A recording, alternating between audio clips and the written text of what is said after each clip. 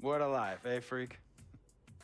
1 minute you're playing 21 and horse on the courts in Harlem, and the next moment you're in the showroom, configuring the gunmetal and graphite exterior of your luxury car and your iPad mini. Oh, I bet you get a crazy crowd when you drive that car around the block in the old neighborhood, huh? Yeah, I'm living the dream. Mad pandemonium. But folks from back around the way are real proud of me. Yeah, I hear you. Local kid makes good. You know, it kind of reminds me of when I took my tech stock public and I rang the New York Stock Exchange bell, and my mom's friends called her up and said, "Maggie, is that your son on Bloomberg News this morning ringing the bell?" And my mom says, "Yes, sirree, Bob, it was him." That was a great moment, freak. And you know, our lives are like a pearl necklace of great moments, all strung together with the finest silk thread of memories. And we have to be very careful how we cultivate those pearls and we thread that necklace. Does this meeting by any chance have to do with Vic Van Leer? I grew up in the burbs, freak. I wasn't poor, upper middle class, comfortable. My daddy worked as an accountant for one of the largest insurance firms in the country. Smart with his money. Mom didn't have to work. I went to boarding school. And then my dad died of a heart attack when I was a freshman at MIT. I was a movie geek, wanted to be a civil engineer, but I made my fortune by becoming a hybrid of both those interests. My dad didn't want me to be an accountant. Oh, listen to this. My best friend was a guy named Isidore. Yeah, we called him Izzy. He was one of the smartest human beings I have ever met in my life. I mean, Izzy was taking second-year college calculus courses as a high school sophomore, right? Straight-A student, full ride to MIT. Izzy had the world at his fingertips. But he was always looking for trouble, and trouble found him. He ran with the wrong crowd. And when we got to MIT, he got this great job working for a financial consulting firm in Boston. But every weekend, he would fly to Vegas.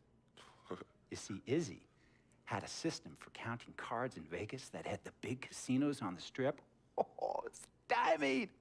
He would come back to MIT with suitcases filled with $200,000 in cold cash. What? Yeah. So your man Izzy was getting hit off like that? Like a fat rat in a cheddar cheese factory, freak. Okay, so what happened to this dude Izzy, because he's dope? No, not dope. Dead. After he'd been missing for 3 weeks, the Nevada State Police never found hide nor hair of Isidore. And our friendship took a hit when he asked me to hang out with him in Vegas, and I said I wouldn't do it because I knew he was on a dark and twisted path in his life. And yes, he was my dude. But no way was I gonna throw my life away trying to show my loyalty to a guy who really and truly didn't understand what loyalty was all about. So this meeting is about Vic. Correctamente. Okay, well, sir, Vic isn't Izzy. And why's that, freak? Well, for one thing, you and your dead friend Izzy didn't grow up poor. Me and Vic grew up in a neighborhood where we had to look over our shoulder every 2 seconds to make sure nobody was going to walk up on us and rob us. True. Izzy and I did not grow up in the hood. But we, like you, thankfully grew up in a 2-parent household. But even that wasn't enough for Izzy. He wasn't satisfied. He was always looking for a 5-alarm fire when he already had the warmth and comfort of a loving family. This is not about class warfare, freak. This is about the consequences of making bad choices and risking it all when you feel like you have nothing to lose. Vic is like a brother to me, sir. But you shouldn't be Brother Vic's keeper, freak. Brother would do that to someone they really cared about, but a guy who looked at you like a meal ticket would. No. See, you don't understand Vic. Really? I don't understand. No.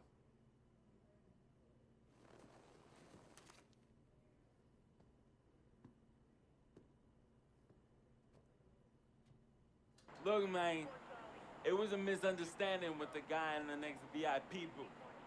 His honey started flirting with me, so naturally I started flirting back. Next thing I know, Captain Cornball's off my grill piece beefing. Next thing he know, he got a 2-piece and a biscuit on his left eye. Hey, I don't know who hit him. And it damn sure wasn't me. Hey, Captain Cornball's mad because I'm an FOF, friend of freak. Hey, but check this out, though. He needs to train that hottie before he leave the house, though. Yo, he's hotties ain't loyal, man. What's there to understand? Are you freaking blind? You know, I just want to know, how much did you pay your lawyers to make all this go away? Almost 100,000. Excuse me, son, I'm sorry, I couldn't hear you. I said I paid almost $100,000. Exactly. And if you keep riding shotgun with Vic, you're gonna go broke. Quick, fast, and in a hurry. Look, Vic is my friend, and I grew up with him. How many times I gotta tell you, sir? Freak, this is not a request. I am not asking you to do this. I am telling you to do this. And the first order of business is that Mr. Vic Van Leer is banned from traveling with you on the road. Vic is banned from the locker room. And Vic is banned from this arena. And if I catch this guy, Vic, in or anywhere near the facilities, Mr. Vic Van Leer will be arrested for trespassing. Are you serious, sir? Brother, I'm as serious as cancer. We all know that can be deadly. You know,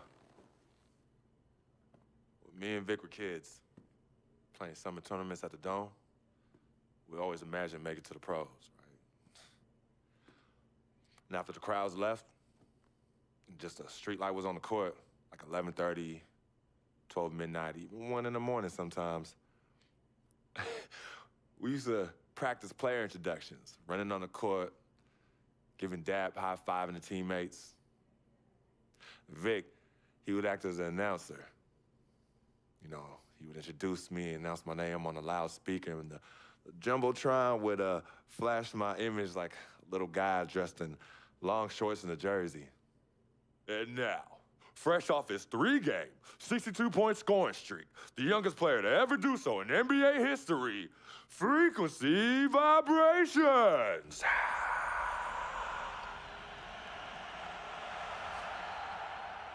So me and Vic would sit in those empty bleachers at the Dome and dream like nobody's business. And now I'm living a dream. For real. And in so many ways, Vic was part of that. Please, listen to me. I mean, I know this guy's your dude from way back. Look, me and Vic go way back like the front seats of a '67 Cadillac. That's good. We go way back.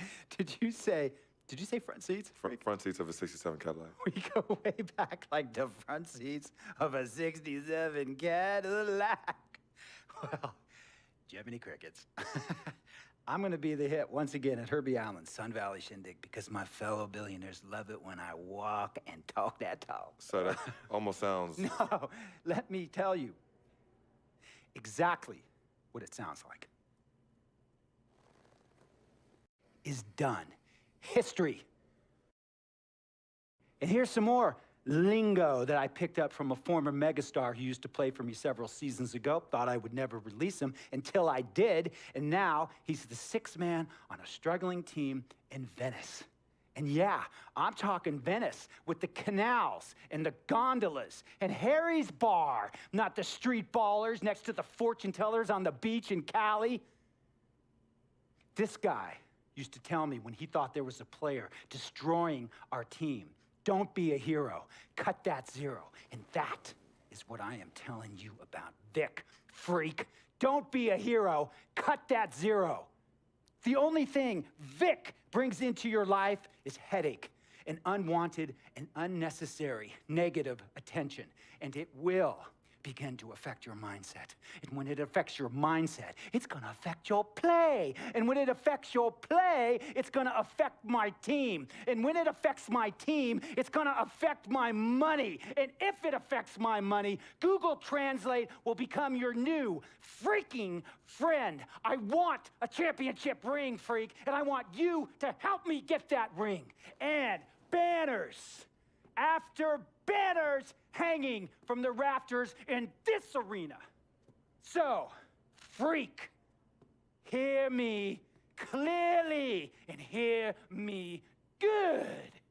V, G, G, Vic, gotta go!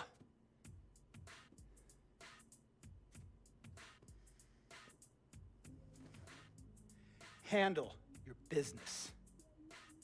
And remember, that contract you signed contains a morality clause, a very important clause that revolves around your conduct on and off the court, and how it can negatively impact my team. Now, I don't want you to have to learn Italian or Croatian as a second language. And hey, playing pro ball overseas, there's nothing wrong with that. But the arenas are nothing like this, nor will the money be the same. And on top of all of that, this is the US of A, the greatest freaking country in the world. Ask yourself, is Vic worth all that? Think about it. Think long, think wrong.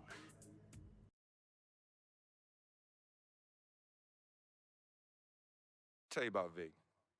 He has his bad rap. It's not, and I understand some of his judgments might shadow his actual character. He's not that at all. Man, Vic, let me tell you something. We actually, we have love for each other. We're brothers. Blood couldn't make us any closer at all. I mean, he has so much loyalty to me and to my family. You could see even Cece, has issues with him, but he still loves her. He still loves her.